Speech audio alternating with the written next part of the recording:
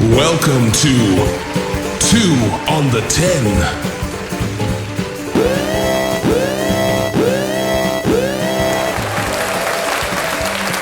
Welcome back. Oh, yes. 2 on the 10. Hey, how you doing? Good. That's Paul. I'm Mitch. Hey, Nick. Greedy. I love it, man. How you guys doing this week, man? Was it good? I'm good. I'm a little tired. I'm not gonna lie. I've been running around, a little ragged, but I'll be fine. Dog days and summer is coming. That's how it normally works. Hey, I just want to first just say thank you for all the feedback again. We give them so much love out there, and it's growing. Tell your friends, your family. Hey, listen in. It's just going to get bigger and better, and I just want to thank you. Also, Mitch, I think you got a special. So what's it called? Shout out to my boy Tom. His company's called Badge to Boards, badgetoboards.com, Badge to Boards on Instagram, Facebook, stuff like that. He actually made us these custom, I don't know if you can see them on here, but these custom drink holders or placements. Names on the back. Got one for each of us. Got Greedy on the back of his even. Greedy. And then we also even got the cups too. Got custom cups, Oh, dope. Where's he out of? He's actually out of Southern California border. Okay. Right by AZ's California border, actually. Okay. But yeah, we went to high school together. Definitely very good basketball player. In fact, we used to run some city league teams like crazy back in the day, both in Vallejo and Benicia. In fact, his favorite player was Larry Bird. So shout out Larry Bird, number 33. 3-3 when you're playing craps, always play the 3-3. The hard 6. Isn't that the Master Mason number? It is too. That is definitely Nick's number. All right, let's get into it. Hey, first topic of the day, Pras from the Fugees. La. Yeah, he got convicted of 10 years, man. 10 counts. It's up to 20 years. Up to 20 years, man.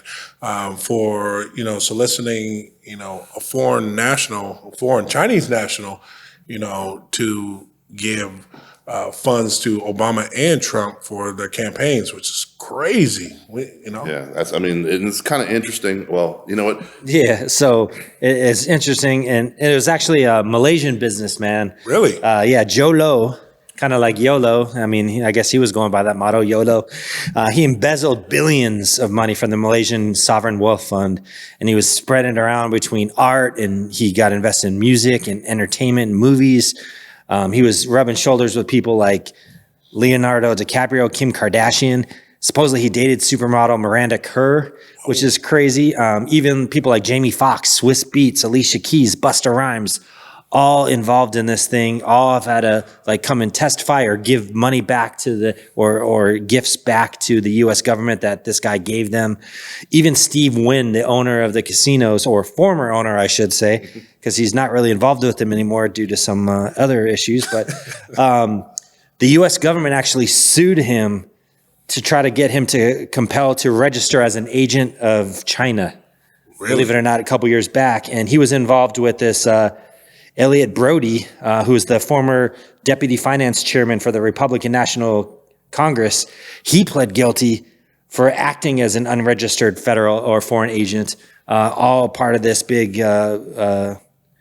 conspiracy, if you will call it, or a plot with this Jolo, who is basically just stealing money from the Malaysian government, from Malaysian funds, and then just handing it out to everybody and everything, including Republican and Democrat parties, to try to push for both, Malaysian and Chinese interests. Wow. That's pretty crazy, man. It's crazy. It goes deep. Yeah. And then you think about it, like Jamie Foxx just had that health scare that nobody's talking about or really knows what's going on. But I heard some stuff. Well, I heard some stuff that maybe somebody tried to kill him.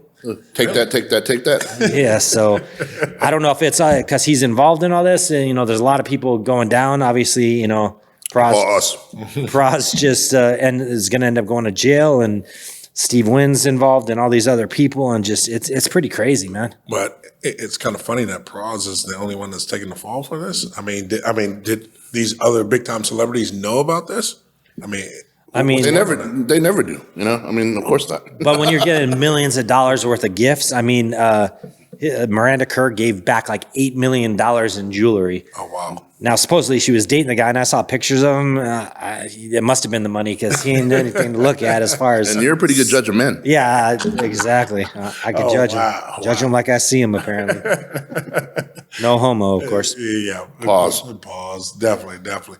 Man, so was there any connection? I mean, connection to, entertainment connection? Oh, I mean, definitely. Like just what Greedy was talking about. I mean, and then, it's funny, first of all, the dude, what's his name again? Joe Low? Mm-hmm. YOLO. Yeah, Joe Low, YOLO, Hey Ho, J Lo, Sons and Four.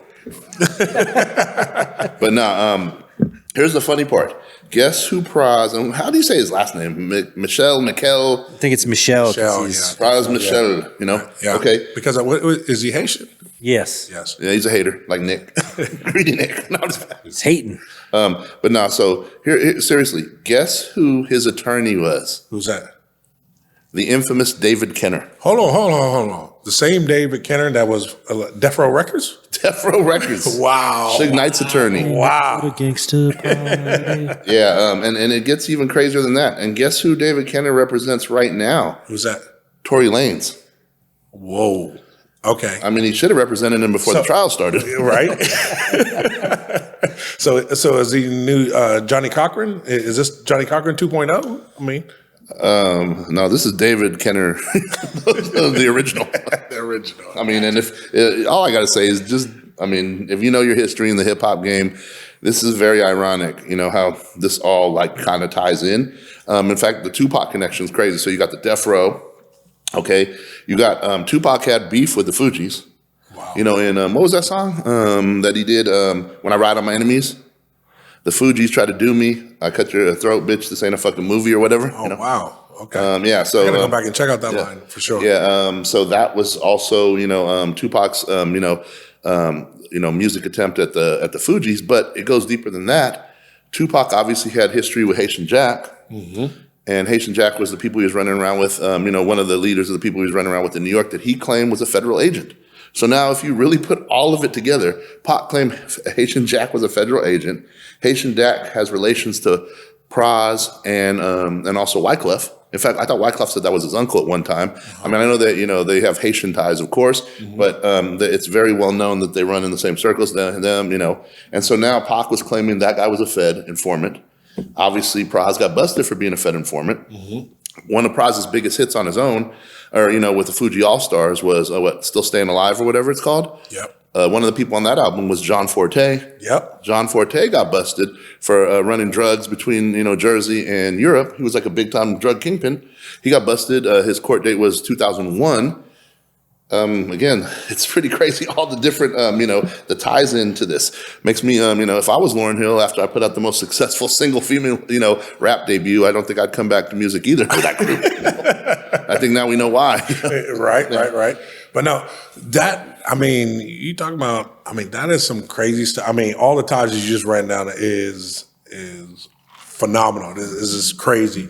But it goes even deeper. I know where you're going. Yeah. So, we're talking, 6 degrees of separation. Shout out to Kevin Bacon. But, okay, so even Leonardo DiCaprio got called into the courtroom to testify. Hold on. And the reason being is because Joe Low was part financier for The Wolf of Wall Street. Hold on. Wolf of Wall Street? Which, by the way, is one of my favorite movies. Yes. So, okay, yes. Since we, transitioned into that, what's one of your favorite scenes, or what's your favorite scenes in Wolf of Wall Street? Oh, okay. Don't judge me now. Don't judge me. Okay, first of all, I've never done cocaine in my life, but one of my favorite. Clap that up, Nick. Yes. Like one of my favorite scenes in the whole movie was the first scene starting out was when he is doing cocaine off the hooker's ass. Oh my goodness. I've never seen a scene like that. And then the transition from him flying the helicopter. I'm like, this movie started out wild as hell. And I'm like, I'm hooked. I'm hooked. That whole movie was so dope. I got to go back and watch it again for sure. What about you, Nick? Yeah, my favorite scene is when it looks like he's going to get taken out of running the business, and he gives the empowered speech where he says, "I'm not leaving. I'm not fucking leaving." Look at that. bulldoze me out of here. That's just an amazing scene, and it just pumps me up every time I hear it. Pump my eardrum up. Yeah. Which was crazy because this was a true story. Like this was this man, Jordan Belfort. yeah, Jordan Belfort. Shout out. Yeah, talking about his real life, you know. I mean, we have some real life stories that get crazy, but this dude lived a very crazy life. Well, kind of loosely, also the movie, one of Vince Diesel's first movies, Boiler Room, is supposed to be based on the same Jordan Belfort, Right. That same chop shop call center, Yeah, but they played a lot of Biggie references. Oh yeah, in that one. Yep. You ever think you'd open a call center? Hey, let's not talk about that. That's past history. That I cannot confirm or deny on that one. These are not the droids you're looking for. Not the drones, really. What about Mitch? Mitch, what about you? What's your favorite scene in that movie? You know what's funny? You guys know this. It's been bugging me because there are too many of them. There's like so many moments that, just kill me. Like, for example, when they're on the big boat or whatever, the yacht. Excuse me, the boat. The yacht. Right. And they're like, oh, it's just Chop. Come on, we know Chop. Isn't that right? Yeah, well, we can batten down this. And all of a sudden the Chop's coming. And then it just, busts the ship. And then even the helicopter that was going to come, or the jet that was going to come get him, crashes. And that was a real story. I mean, that was a real story. That really happened. Yeah, a bird flew into the engine and crashed a jet that was coming to pick him up. That was and then they finally got the Italian Navy or whatever to pick him up, and they're dancing to Gloria. That '80s song from Flashdance. That was that. I ain't gonna lie, but actually, one of the funniest scenes. There's so many one-liners. I love when he was at the Investor Center and he was teaching them dudes how to sell. Right. And he's like, look like cavemen around me when I created fire. And I was like, and I can get that lingo. I mean, I just love that. Right. But probably the most shocking scene, and I do love, and we talked about this earlier, the whole love that at the restaurant. With the Matthew McConaughey, he was killing that part. Yeah, definitely. That's definitely one. Right. But when they were at that big party at his first house, right, and then what's her name? The Duchess of what's it called? Yeah. The Duchess came in. Made her appearance for the first time in the movie. And what's his name? And I can't even think of the dude's names anymore. You know what I mean? Like Jonah Hill character with the chiclets teeth. Right. And he whips his shit out and starts jerking off. And his wife catches him. He's on lewds. I'm like, what? Whoa. Oh, the other scene when they're on lewds and he drives the car back. Yeah. And he thinks he got home safe. Safely. And then he just sees all the damage. To the Lamborghini Countach. That was beautiful. Was it about an 1987, 88? Yes. Beautiful. Like one of the best. That was the car that day. Oh my gosh. Still is. Exactly. I still want a Lambo. I mean, that's going to be my future, one of my future cars. But like I said, that movie was insane. I love my favorite movie. It was 3 hours long too. I know, but it went so fast. Like it doesn't seem like that. It went that movie definitely went so fast. If you haven't checked it out, if you haven't seen Wolf of Wall Street, hey, watch it on Netflix or VHS. I don't think it was. No, it came out. Like you date. Maybe we should have gave a spoiler alert. Exactly. I was like, if you haven't seen that, I'm sorry. I'm sorry. Yeah, you had to pay it. Actually, if you haven't seen that, you're not watching this podcast.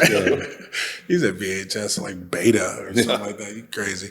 But no. Beta, how you doing? Greedy?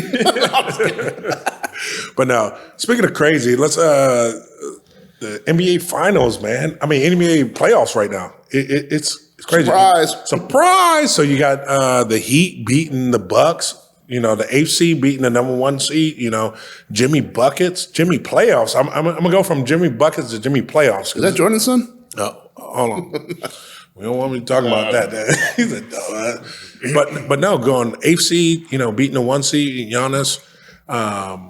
Then you got you also got the Suns. Beating the wounded Clippers.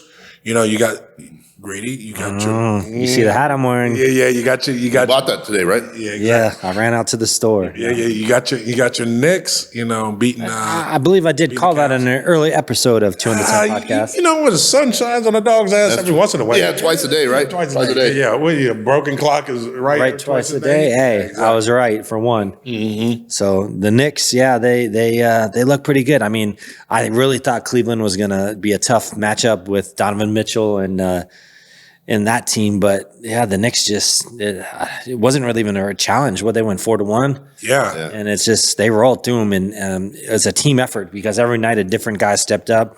Julius Randle, I mean Jalen Brunson was just such a big pick. First of all, how does the Mavericks let go? You can Jalen see Brunson? that. I mean, the Mavericks, like, they're just a different team this year without him. I mean, Right. he was. Well, he's also showing his ass because, like, pause, but he's playing so much even better than he was. He showed those glimpses that 2 years ago or whatever. But this year, I mean, he's a team leader. I mean, he's stepped it up another notch, and he brought defense too. So obviously, Luka misses him now. But you weren't saying that at the start of the year. He had to show it over in New York, if you ask me. Right, but how? I mean, you're looking at the GM right now saying, "What were you doing when you let this guy go?" I mean, this guy's balling, right? I mean, Oh, he's just absolutely balling. I mean, the whole team is just, they play defense. They get out and run. They can shoot. I mean, you got RJ Barrett can hit the three. Quigley can hit the three. They got a lot of ballers. I mean, they're 7-8 deep that any of those 7 or 8 guys can score, 20 a night. Do you think they win a game against the Heat? I think they win 4 against the Heat. Oh, okay. All right, let's cut this guy off. He's Mark it here. You heard it here first. right. how's OKC doing? So, Hey, I said if they get in, You it could be a fact. They could be scary teams. so you're saying the series is going 7, Nick? Is that what you're saying? I'm gonna say Knicks in 6. Knicks in 6. Wow. Yeah. Against Jimmy Buckets. I mean, AKA Jimmy buckets. Yes. Jimmy playoffs. Jimmy Jordan Jr.? Here's the problem that Milwaukee had. Okay, talk to me. Their star player was a center, and they had nobody that could cover Jimmy on the outside. Who's the star player on the Knicks? The Knicks got Randall. They got RJ Barrett, plays really tough defense, and Brunson can play some. So they're all on the lines with Giannis, right? Giannis doesn't cover Jimmy Butler though, and that's why Jimmy Butler torched him for 40 and 50 He or something? averaged 30 points a game. Yeah, but they got defensive specialists on the Bucks. Yeah, I mean, You got Porter. You got what's his name? Crowder. You got Yeah, obviously they weren't enough. and neither will anybody the Knicks have. I promise you that. I mean, we're gonna find out here pretty quick. I mean, Julius Randle does have to show up. I get it that he's battling an ankle injury, but he's got to get healthy. He's got to show because he's going to be needed this. Oh series. yeah, I mean, if he's out for any period of time during the series, like if he can't go for a game or two, I don't think they have a shot. But if he can stay healthy and the rest of the Knicks can stay healthy, like I said, Knicks in 6, baby. I'm just glad he found his game from last season. Right. Well, again, like I said, going back to I still think the Celtics win it all. I think they're the best team in the East. I was shocked at that line on that first game. They're like 7.5 point favorites. Really? Yeah, the Celtics are. Well, is Embiid playing that game? I know Doc said he was 50-50, so. I guess they probably know something we don't. He might not be. Exactly. So, like I said, the Celtics to me is the best. I mean, even their bench players, they just keep bringing waves and waves of ballers off the bench, defensive specialists, also offensive shooters, 3-pointers, they're just a well-rounded team. And I'd love to see an old school Knicks Celtics Eastern Ooh, Conference. yes. Final. I think the NBA would love to see something like that. I think the betting public would like to see something like that. I don't want to see the Knicks at all. You don't want to I'm see gonna be honest with you, they're boring to me. I don't like the Knicks. You don't like the Knicks? They got a long history. You don't like seeing the Garden, the Spike Garden. Lee. There you go. Come on, Spike Lee getting up in the Garden. Come on, now that brings. I mean, that's Reggie Miller doing the choke. Yeah, that's my favorite moment in the Garden. I don't know that to me. I would love to see that series go down for sure. The Knicks and the Celtics. So, but we'll see. We'll see here in the next coming weeks. How that pans out. But going back to the whole hometown Suns, they got through. 5-1 on the beat up Clippers. What, they play an extra game? Yeah. 5-1. I was like, oh, That's a U of A edge. That's a U of A education. Oh, 41. Excuse me, 41. Well, I mean, where do the Suns, fall in the West? I mean, what do you see them? Well, first of all, they are going to have their hands full with the Nuggets right now. We kind of knew that, right? Right. But I do like the matchup because we're talking stars versus stars. The Nuggets don't really run. They have depth on their bench with especially with Reggie Jackson and a couple of other cats on the bench. But they don't really use more than 7-8 players, in their rotation. So it's going to be stars versus stars. You're going to have Joker. You're going to have Murray. obviously Gordon, and then Porter Jr. Those are the 4 guys. And the Suns got their 4 guys, you know? And the Suns fans have to understand this ain't the Suns in 4 No. team of last year that Yeah. the Nuggets that just rolled over. This ain't First that of all, team. there was no Murray and there was no Porter. Yeah, so Porter this ain't that team. Yeah. This is gonna be, you know, you're gonna pack a lunch. This is probably going 7 games. So you call it. That's what I was going to ask you. So, what's this game? 6 or 7? 7. Definitely 7. Nick, Yeah, I think so. 7. who wins it though? I mean, I called the Suns, so I got to stick with it. But to be honest with you, it's every possession is going to count. Every coaching maneuver and counter maneuver, every counter maneuver is going to count. Okay. And every foul call. The officials, I think, could actually decide this series, unfortunately. Yeah. Okay. Well, Speaking of that, you know. Shout out to Tim Donahue. Yeah. So, Mitch, KD, you know, there's no secret here. KD is one of your favorite, if not your favorite, NBA player of all time. He just played some in the second one. yeah. So, I mean, first of all, let me ask you this: what do you think he's going to do in the series? And second of all, tell us about his news. Okay. So first of all, you know, I think Katie's going to get off. Obviously, pause. But I think they're going to play him a little more straight up than, you know, the double teams. I mean, they're going to always double team KD, and, you know, pick your poison, and Booker's going to torch you. Right. But I have a feeling they're going to be a little more creative with that because that's too predictable, that kind of defense. It's like, okay, let's get everybody else to eat. Because if CP3 hits his wide open shots and if Craig hits his shots, there you go. You know what I mean? KD's always going to get his buckets, as you know, and shoot a high percentage and make the right, you know, play. So he's getting others involved. I think they're going to have to show different looks. If I'm, you know, game planning for that, I think you throw, you know, you throw some confusion. You know, I mean, not that that's going to, you know, but you just want to mess up timing, rhythm, comfort zones, you know, stuff, in my opinion, and what people are used to, especially considering that the Suns haven't played with each other for a full season, you know. Right. So you know, they don't know, like they know only what they know as far as, okay, this type of defense from, you know, what the Clippers were playing them, everything's open for you guys. So do you think it's a benefit for them now being able to play together, you know, going into the playoffs, learning that, or do you think it's a hindrance? No, it's definitely. I mean, anytime they've gotten together to play, and even when KD was hurt, he was still in the film sessions. He was still studying. He was still in the shoot arounds. You know, and him and Book have that kind of vibe. Like they play together well. Like if this was NBA jams, I take him and Book, you know, for the title. You know, I think they're the perfect combo. Truthfully, you know, they both get buckets and they both hit mid ranges. You know, so it's gonna be an amazing series. I really think so because the Nuggets have the best record in basketball. They have one of the two. I mean, you know, he was supposed to be maybe almost a 3-time MVP. I think Embiid's going to get that now.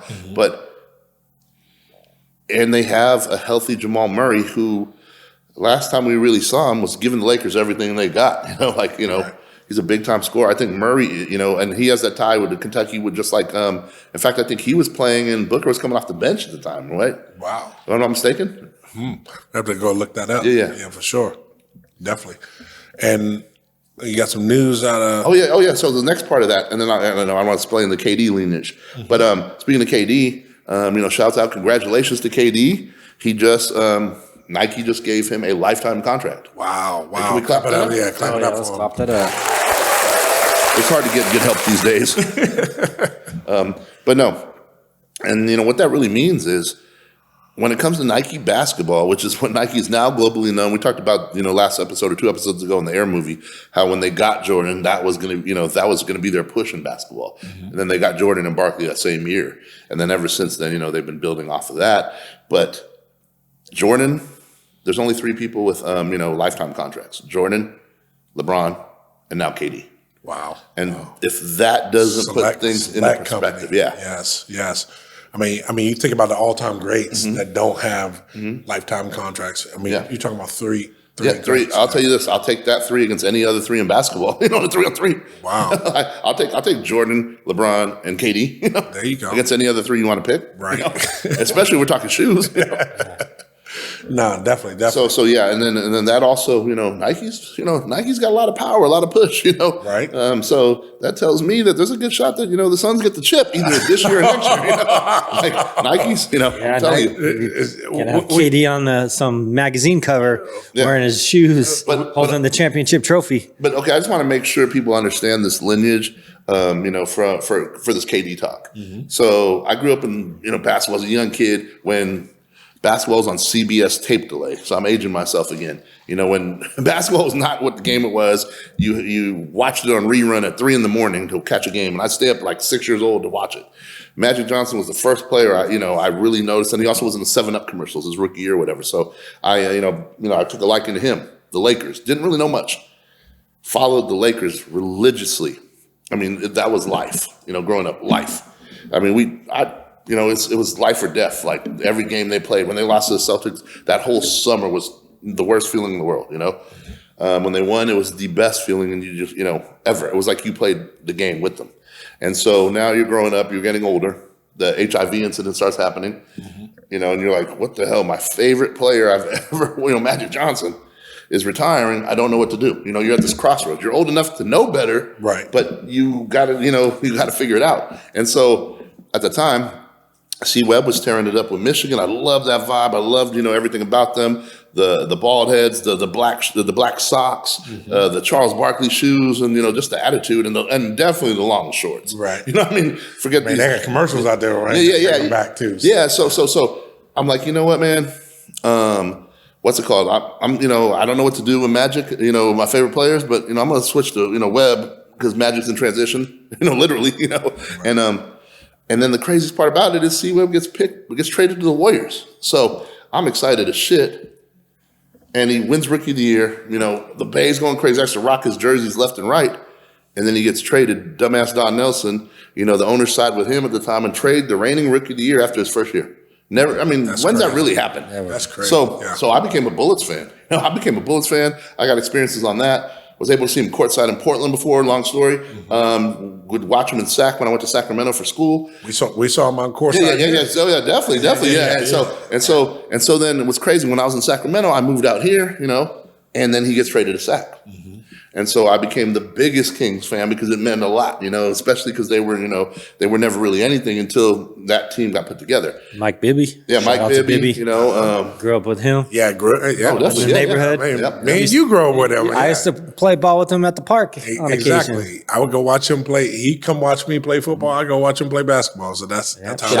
Shout him out in high school. Shout out. Speaking of that, I know your guys' ties with Bibby. Right. Shit, one day I was at a bachelor party in Vancouver, Canada. And I'm pulling up. We got these. Another story, another time, but we'll tell it eventually. It was Len's wedding, bachelor party, all in one. I went to clubs, and so I pull up in a Navigator that I rented, and I'm waiting for it to valet. And somebody in line goes, "Hey, where are you from, bro? I know you." And it was Bibby's brother, because I used to go to the Buzz all the time, and he used to go to the Buzz all the time. Right. And then Bibby's, "Oh, what's up?" And we're just talking, and we just had a signing like the week before because he was going to go to the Clippers or whatever it was, or he was supposed to go to the Clippers, and then he went to Vancouver. And so so his brother recognized me from Arizona. I'm like, "Oh shit, that's right, I seen you at the Buzz," and we were all in Vancouver. But anyway, way off the subject. So back, bring it back. Circle it up. You down with ADD? Yeah, you know me. But no, so Webb was my dude. Right. 06, first we had the knee injury. He goes to Detroit. He goes to Philly. He goes to Detroit. They're bringing him back to the Bay Area to that the Redeem team or whatever. Not the Redeem team. The whole Matt Barnes, Jackson, Baron Davis team. Yeah. Yep. And he really can't get any run. His knee's done, so he retires. 2006-ish. At that time, there's a freshman at Texas, Kevin Durant. And I'm just like, this dude is as good a player as I've seen. I know, and the knock on him was he's lanky, he's skinny, whatever. And in fact, he couldn't even bench press like 185 when he was on the for the NBA workouts. So people were dogging him. Don't act like KD was the guy that everybody just knew. They took Odom number one. Right. Portland messed up again. Exactly. I mean, they took it was like deja vu. Exactly. Sam Bowie, Jordan. They had a chance to get. I mean, Portland had a chance to get two superstars, Jordan. And generational talents. Yeah, generational talents. And they fucked it off both times. It was like deja vu. It was two big mans, and two shooters. And I'm going in this whole tangent about KD because there's only a few people that really believed that, saw the talent and saw it transition. Everybody else, we can go to my Facebook post. Even in 2014, when he was starting to make his run with OKC, or 2012 when he went to the title, there's people on the post. He's not. Oh, he wouldn't score 12 points in the back in the day. He's not this. Well, let me stop you there. I mean, you think about it. So just to go back to the point you said is going on. Okay, see, I was one of those people. I was like, who is this cat? I mean, but if you think about it now, they had Russell Westbrook, they had James Harden, and they had Kevin Durant, all on the same team. You think if they let them develop, how sick OKC would have been? Two things, yes. First of all, you bring a team that's average age is 23 years old. You bring them back to defend, their Western Conference run. You have to. OKC did not do that. They were playing teams like the Heat that went way over budget, over the cap. The owner, the shiesty owner of OKC, which the fans, it's funny, they get mad at KD, but they don't get mad at their owner that lied to Seattle and stole the team and brought them over to OKC. I mean, I get that. I get the politics behind that, but just know who you're dealing with. That person did not ever go over the cap to bring them people. Right. Plus, who wants to play in OKC compared to Miami or the Lakers or New York? True. So, and then third, you look at that squad, and it was a bunch of isolation players, super athletic that can get a bucket. But when you double team them and triple team them, which they do to KD, who's going to hit a three for you? Right. At least when they played the Heat, Bron had 3-point shooters. Like, put it this way, that was the difference in the whole series. And that's where I guess I get a problem is people want to go, LeBron is this and, and he's amazing. He's one of the best to ever play the game. I will never deny that. But you don't have to praise LeBron to dog another man. Right. And that's what a lot of today does. But they don't understand the game enough. And I'm being honest, they don't understand the game. It's not the same situations, but people are supposed to overcome everything, like not having 3-point shooters, having Kendrick Perkins on the court and Cephalosha that don't shoot a shot. So you can just pack everything in. Right. And then Westbrook's the other guy. Right. So who's shooting the threes? Your best 3-point shooter is the same guy, Kevin Durant. Yeah. And your other one was Derek Fisher. Right. 38-year-old Derek Fisher. Well, I mean, you also did have, like I said, you had James Harden. Yeah. I mean, he had just come in the league. Yep. He hadn't said he won 6 Man of the Year. He has won 6 Man of the Year. He wasn't the beard yet. He scored 16.6 points per game as a 6 Man of the Year, but he was really turning it on in those playoffs. I mean, word on the streets was when they got to the finals, he was at the strip clubs every night. Truthfully, that's what I'd heard. Well, I hear he's going back to Houston because of that. And I ain't mad at him now. I'm up too. And so OKC didn't want to pony up the money, so they traded him away. Right. And then the next year he goes to Houston and scores 28 a game. That next, and then 32, and then 36, and becomes MVP. So he went to Houston when they got the biggest strip clubs in the world. And whatever makes you balling. Whatever motivates you. Yeah, exactly. It's not against the law. I mean. But so okay, I know we went on a super tangent of how KD, whatever. And then obviously KD got his rings in the Bay Area, right? And we don't even need to talk about the back and forth. Are they real rings, whatever? The people that seem to want to set criteria up for everybody else. And I think that's the real thing I can say. Well, if they win an NBA championship, it's a win. I don't care if they.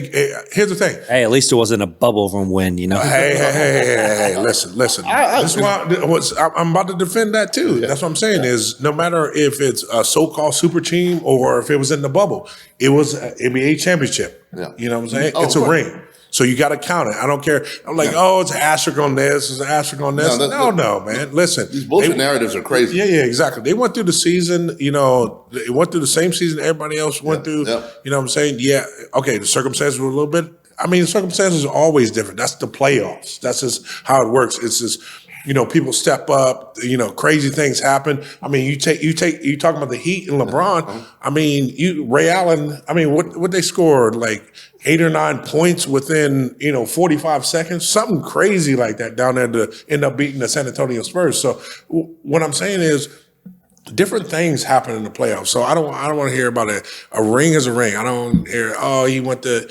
he teamed up, with Golden State so they could beat LeBron. Listen, you know me, I'm the biggest LeBron fan out there.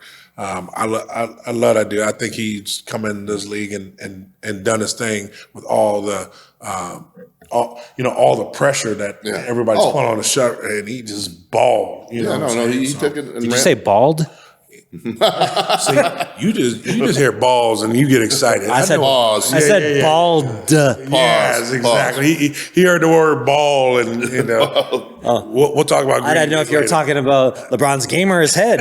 Oh, wow. He said, balled so hard, motherfucker's trying to find me. Trying to find that hairline. Oh. Well, his hairline comes and goes. I mean, it just depends on. Just like his 3-point shot. It just depends on the day, but but like I said, going back to KD, man, like you were on him before anybody I know, Pause.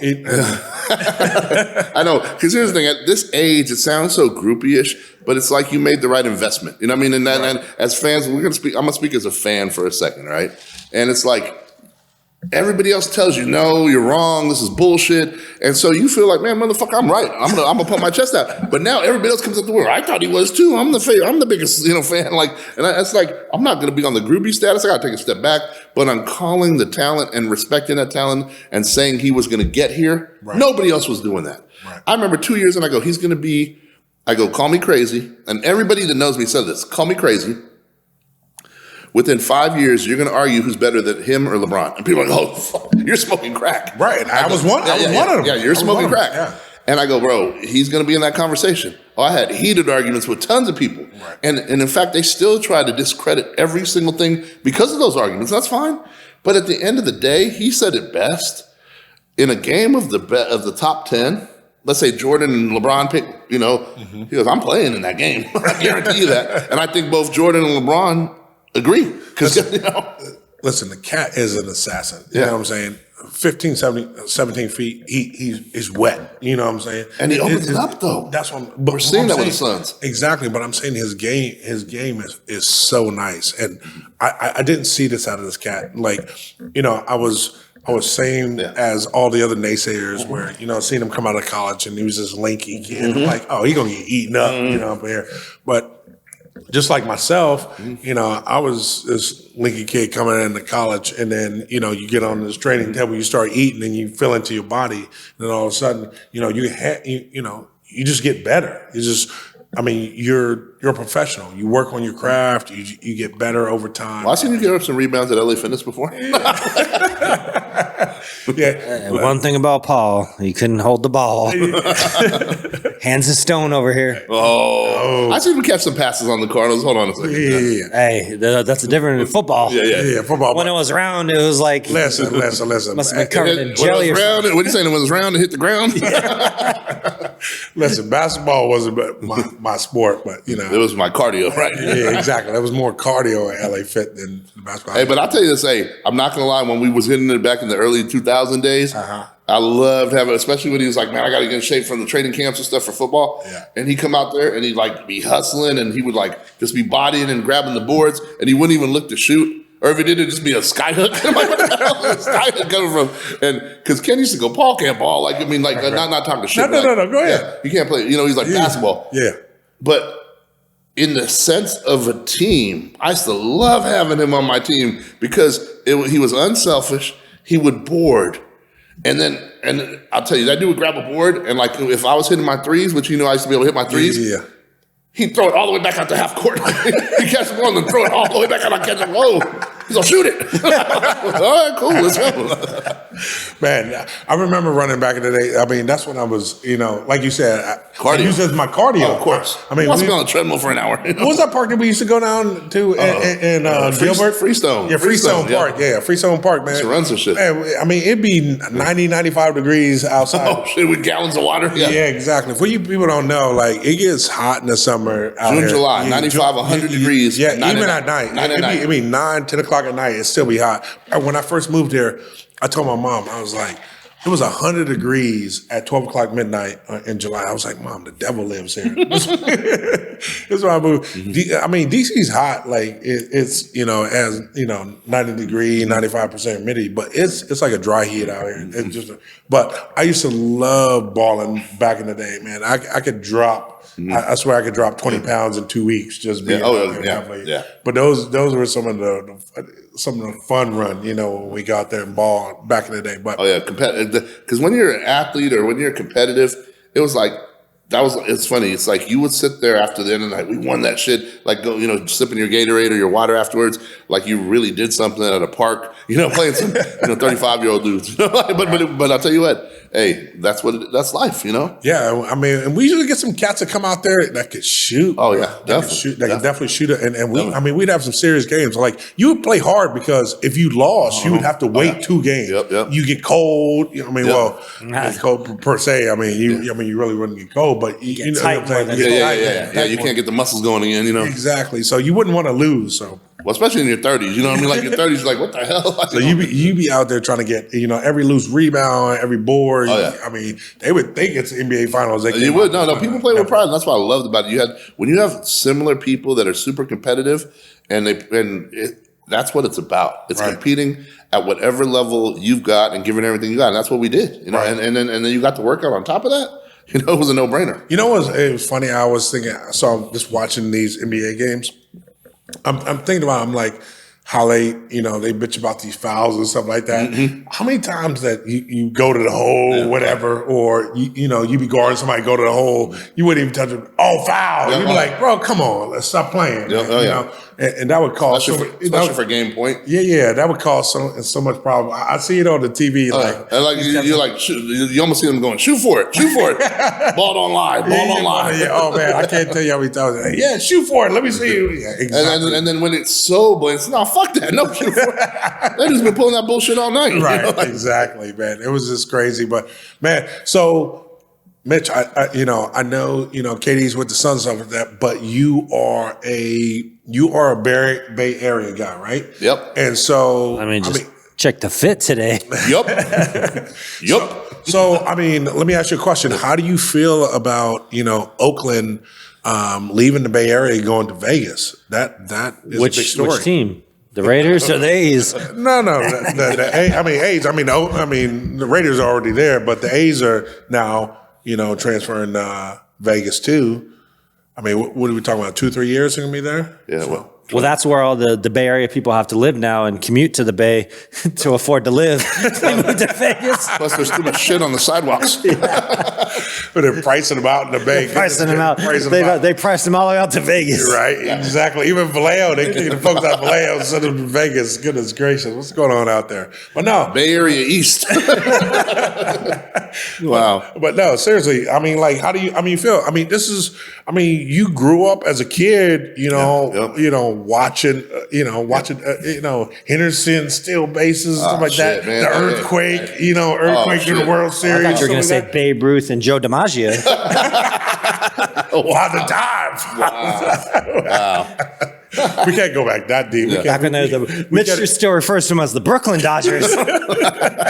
He forgets sometimes in his old age. We can't expose him. We can't expose him like that. But but no, Mitch. How do you feel about that? Like I said, this is part of your, part of your childhood and growing up. I'll tell you what, I honestly think it sucks because don't get me wrong. I think the opportunity to go to Vegas and have ownership and have a global, a global audience is amazing for the team, but the diehard fans, the area, and what they meant, and the fact that the last 10 years, 15 years without the finances, baseball is a finance game, and the fact that they even were competitive. And remember the years when, even in the mid 90s, late 90s, remember whenever Jeter got Giambi out, at the plate, and then the next year Giambi plays for them.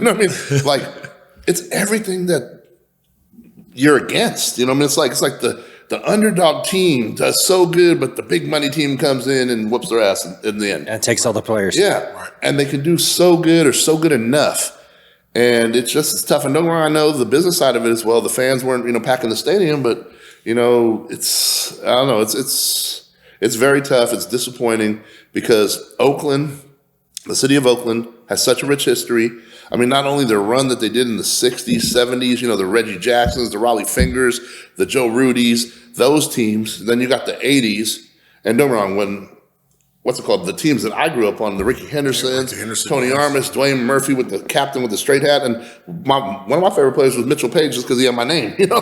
And here's another thing back in the day, when the A's would either hit a home run or they'd win the game, they'd play Kool and the Gang Celebration. So it's like a late 70s, early 80s thing, vibe at the Coliseum. Mm-hmm. my granddad, who was basically my father, rest in peace, he passed away when I was 7. We were watching an A's game. We were going to the next night's game when he passed away. Wow. And he took me to my first game when I was 6. That's dope. Bought me a Ricky Henderson jersey, which I'm sitting there still as a kid. And I'm like, I'm looking at the stands and I'm looking, $70. I remember it completely. I still have the jersey. And I'm like, $70. And I'm thinking to myself, and I'm 6 years old, but I knew that shit's a lot of money for whatever reason. I'm like, A lot of money now. yeah, no, exactly. Back then, can you imagine in 81 or whatever the fuck it was, or 80? And yeah, he bought me for that. And I'm like, and it was just crazy. And I remember we bonded so much over baseball. And so to see, Billy Ball and, the A's, play the Yankees were always the enemy, which is crazy because I was Oakland and New York, like normally it's Red Sox, New York, but back then it was Oakland, New York. That was the rivalry. And so, yeah, to see all that kind of go away because there's not enough money, not enough support is definitely saddening, disheartening. There's so much more to that area. I wonder what's going to happen to Oakland Coliseum because, obviously the Warriors left to go to, they went over to, San Francisco to get their new state-of-the-art stadium and everything. More power to them and stuff. But the Coliseum, man, I'm telling you, my first concert I ever went to, 16 years old, Bobby Brown, went to Bobby Brown over there with a couple of my boys. I don't know how my mom let me drive to Oakland when I was 16 for my first concert, but we were there. We went to NWA and Too Short. They cut the concert short because of a fight and somebody pulled out an Uzi. Pulled out an Uzi. We're 16 years old. Yeah, you better stop. We've seen everything out there, but That's the Bay. I'll tell you what. I remember my basketball coach in high school, Coach Raynard, shout out to him. He was bragging about Jason Kidd. And we're like, we got to go see this dude. I think I'm a sophomore and he was a freshman. Oh, and actually Calvin Bird was a senior at St. Joe's in Alameda. He was going to Villanova, which was a big time recruit out at the time. Right. And Jason Kidd stole the show. They won NorCal's and I think even eventually state. And seeing a freshman Jason Kidd with a high top fade just balling was crazy. All at the Oakland Coliseum. So see all these memories, or the arena, Right. Run DMC, I didn't go to that, but Run DMC and Beastie Boys, I remember driving by there, the lines around the building, so to see all the memories that are from that Coliseum, that arena, that area, to know the Raiders pulled out, the A's are pulling out, going to Vegas, it seems like it's just going to be like a swap meet or, swamplands eventually because, Yeah, I think the biggest thing I remember about the A's growing up was the World Series with the earthquake. Yeah, the earthquake was huge, bro. Yeah. They stopped that, yeah. Oh, my God. It was in the middle of, right before they started the game, and then the earthquake hit. That was crazy. You know what? I got to speak on that then, too, real quick, because this is what's funny. Some of the football players cut football practice that year because we had heard there was a rumor that the volleyball team that was playing their games, they switched their uniforms.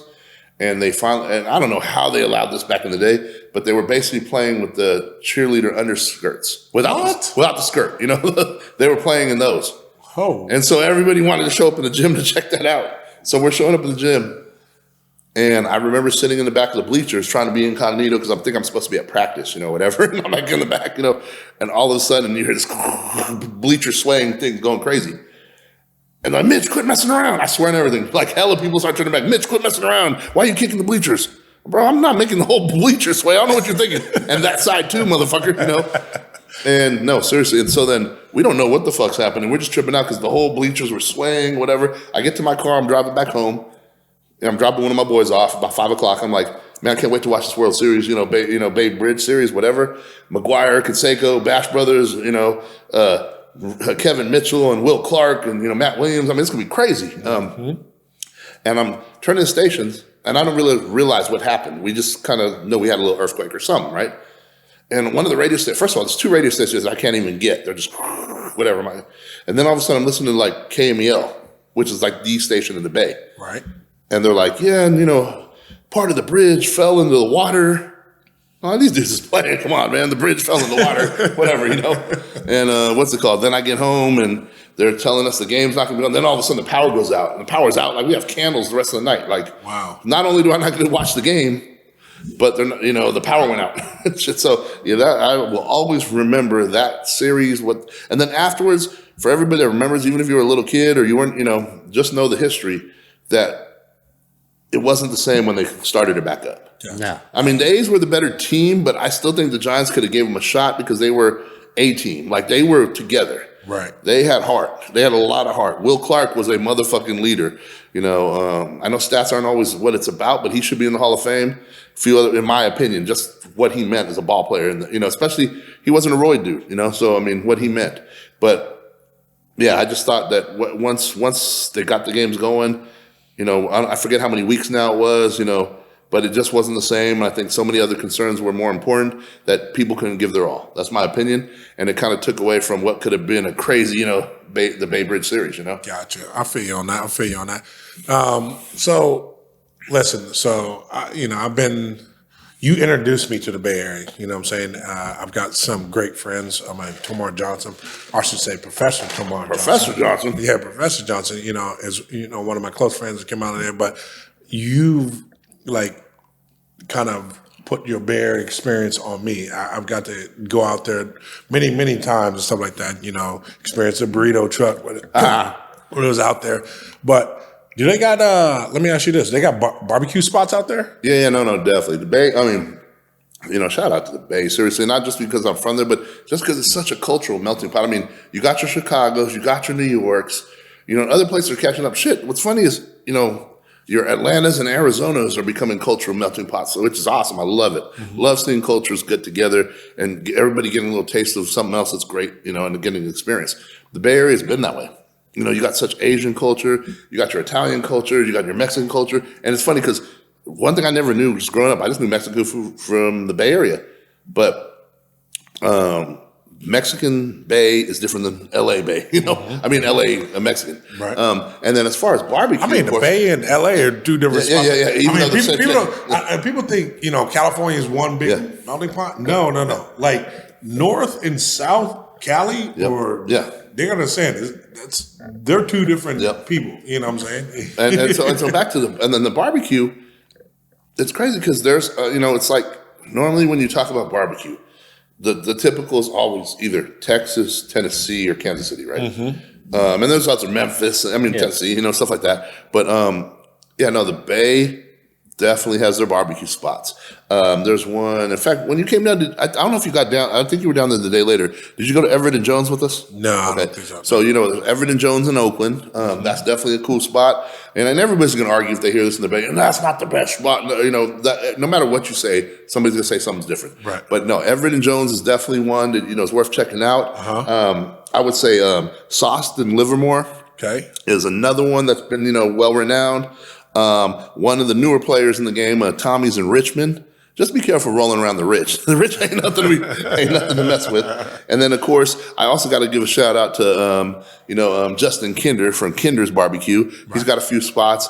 I think the one in Benicia closed, but they got the Concord one. They got a couple other ones. And then even just Kinder's, you might have remembered the name. He's a Bay Area dude out in the area. But a lot of my folks are friends with him growing up, I guess.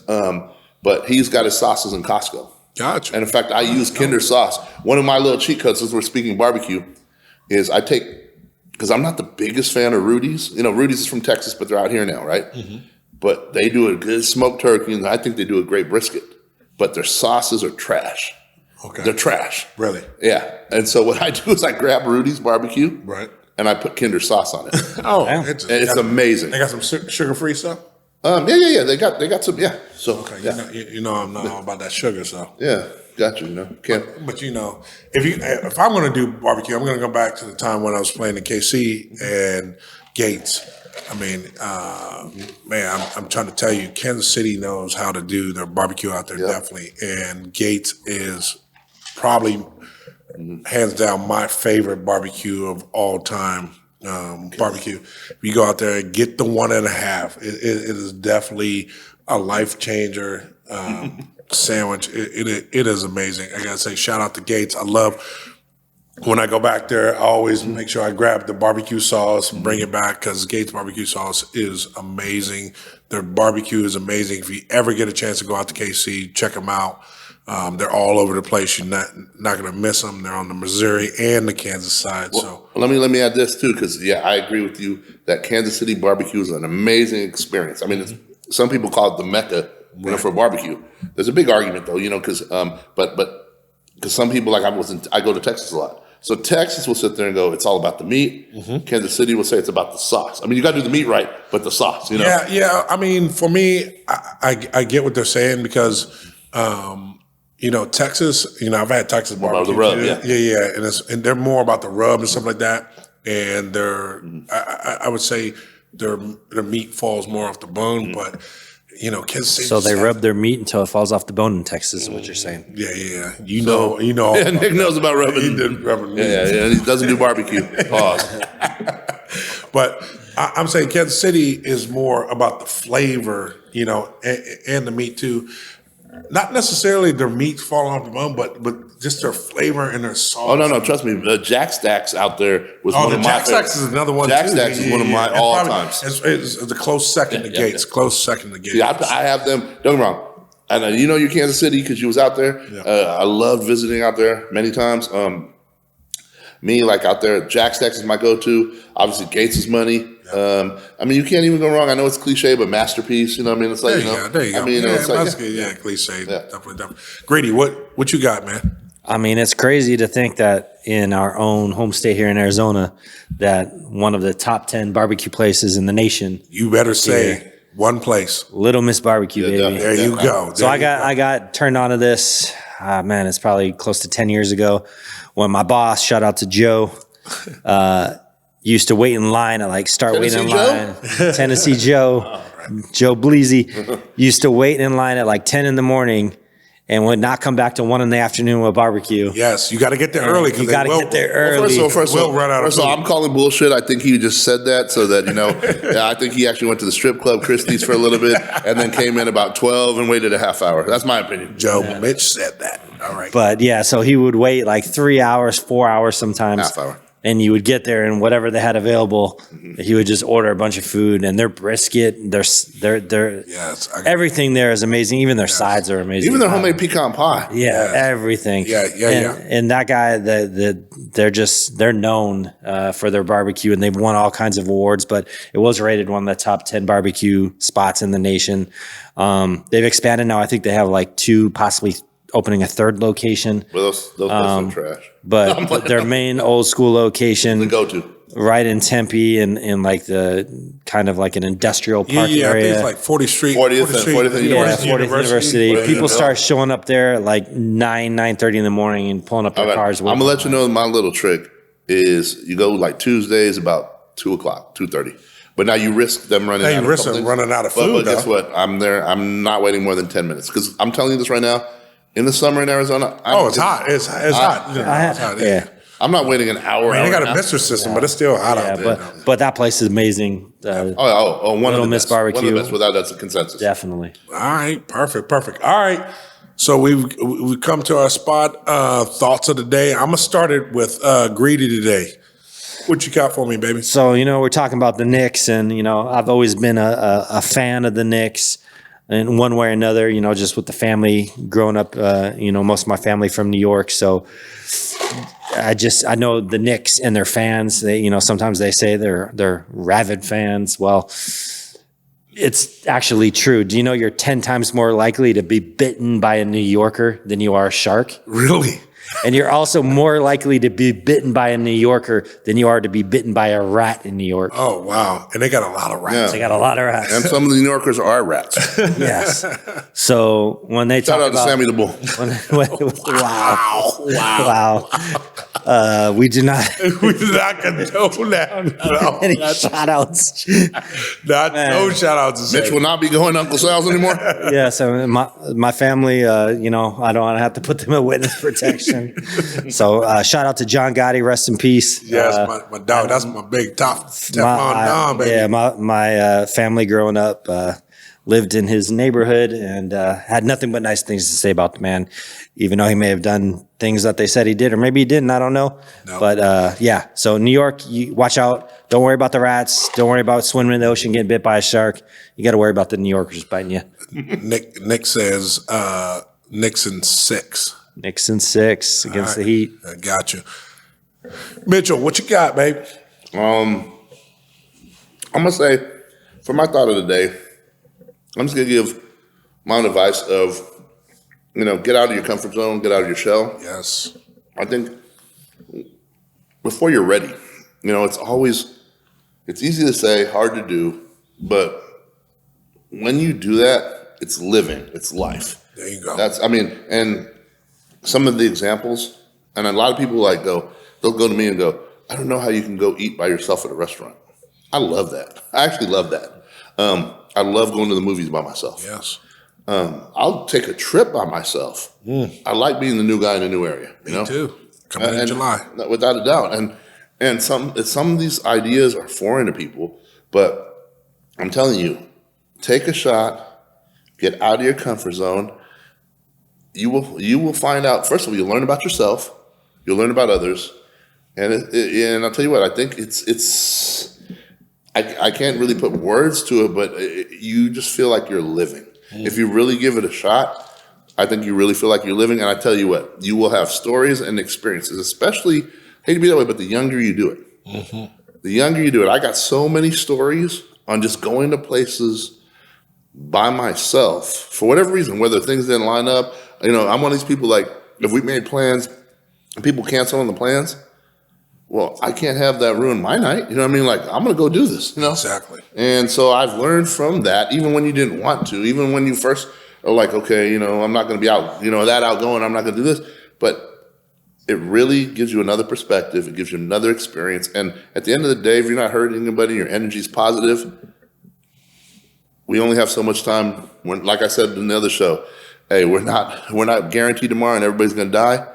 Hey, let's make the most of our situation. There you go. So to piggyback off that, my thought of the day is about peace. You have to have peace in your life. Basically, if it falls on you to create your own story, your own narrative, your own peace, and if someone is disrupting that peace in your life, get them out of there.